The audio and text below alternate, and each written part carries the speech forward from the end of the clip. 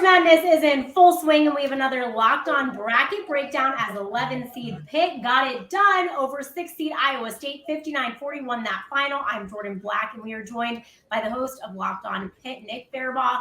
Nick, this wasn't the prettiest game of basketball by any means, but Pitt overcoming Iowa State today. How were the Panthers able to get the dub this afternoon? In a lot of ways. Iowa State wanted to make this a barroom brawl, lots of fouls, physicality, and Pitt kind of took it right to them and did what they did even better. And that's really how they won this game. Defense, rebounding, and they really, really did play a bad game offensively, but Iowa State played that much worse because Pitt just continuously frustrated them with length, with physicality, and with all these things. They threw haymakers all day, and Iowa State never really threw one of their own that landed outside of that stretch in the first half. It was as impressive to me of a game for Pitt because they beat Iowa State their own style. I like seeing that for Pitt. I didn't know this Pitt team had that in them. Obviously, this is not the formula to make a deep NCAA tournament run, but for today, it worked, and it worked in spades. And that's all you got to ask for at this point with Pitt. That's all you have to ask for, right, is survive and advance. And there is something to be said about defense and holding a team to under 50 points. So what did you make of the defensive effort today?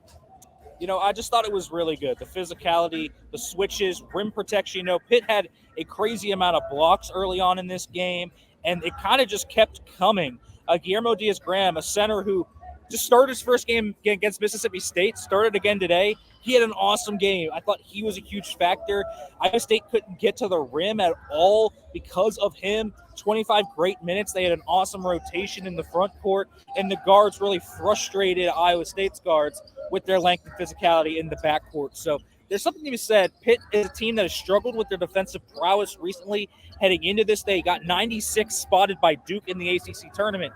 But these first two games against Mississippi State and Iowa State have arguably been their best two defense performances of the season. So they're pitting it at the right time. It's a good sign for Pitt, especially with Xavier coming up when they can really score in bunches. So let's talk about Xavier coming up on Sunday. What do you make of that matchup, and what does Pitt have to do? This is a team that has already played a couple games, which is not the case for the other squads going into Sunday's matchups. Yeah, well, can't have the same formula, obviously. Xavier plays fast tempo. They get after it. They shoot the three a lot. So Pitt's going to have to go back to their old MO. Shoot the three, play fast, play discipline, don't turn the ball over, and play good defense. That's what they have to do here. And so it's going to be a completely different game, completely different style from both of these games that they have won. It's a tougher matchup, but there's a lot of connections there, too. Sean Miller was a Pitt grad, and he's the head coach of Xavier. And so that's fun. I like the ties there, but Pitt's going to have to shoot the ball better. They're going to have to play better offensively. They turned the ball over 15 times in this game. That's not going to work against a team like Xavier. They're going to punish you for it. They're going to get a lot of points off turnovers. So Pitt needs to play a disciplined style of basketball that fits to what they've done most of the season to advance to the Sweet 16. We're going to see. It's going to be an adjustment period. I'm interested to see where this team goes, though. Two really impressive, gritty wins here in the NCAA tournament that I'm not sure a lot of people saw coming. Yeah, I mean, it seems like this is maybe not – would you call it a surprise run for Pitt, or is this something that you saw coming all season long for the Panthers?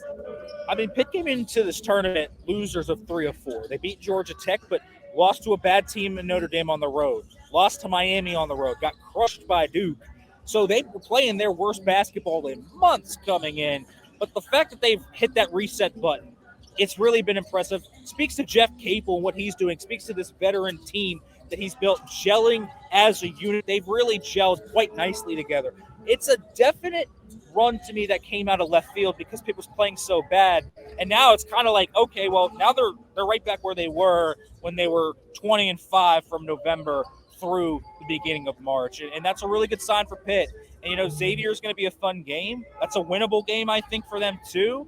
So I think the Panthers are in a good place right now when you ask that, and it's really good for their future to build upon something that they could potentially have.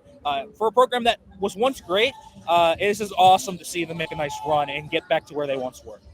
We're excited to see the matchup on Sunday, and we appreciate your time and insight, Nick. For more on the Panthers, make sure you are subscribed to Locked on Pitt, and for a full view of the bracket and all the action, make sure to subscribe to Locked on College Basketball, part of the Locked on Podcast Network, your team every day. Thanks everyone for watching and listening.